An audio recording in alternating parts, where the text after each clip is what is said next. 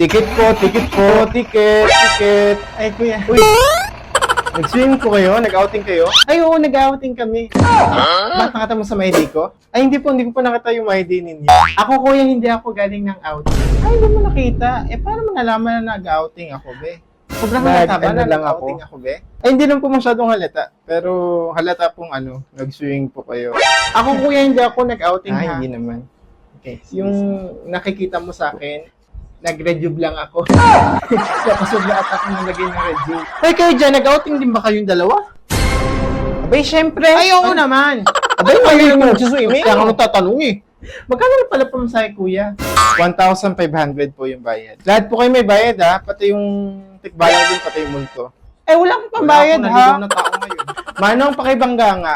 Saniba na lang kita, pakainin kita ng kanin. Ay, sige, bangga mo. Tuturo ko sa yung kayamanan. Tadyakan ko pa kayo dyan isa-isa. Manong, pakibangga nga. Ay, magbayad eh. Ay, huwag naman ako. Nag-kiss pa ako. Ito kayo pag-uwi ko eh. Ay, huwag naman kuya. Magpo-post pa ako sa Reels eh. Ay, huwag mo naman ibangga. Huwag nyo dagdagan yung pangit na multo. Ay, papangit ninyo oh. Magiging multo kayo. Diyos ko, magkakamukha pa tayo.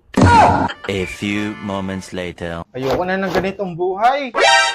Sana naman bumaba na yung presyo ng langis. Bahay nandito. Nakakapagod din maging aswang, ha? Barangay Matiktik. Saan banda ka ba? Doon lang ako, yun, oh. Dito, lipat na yung ibaba. Hindi, wag niya yung sa mapuna. Bahala ka dyan. Ipala yung bahay ko na. I-Gcash mo na lang yung bayad mo, ha?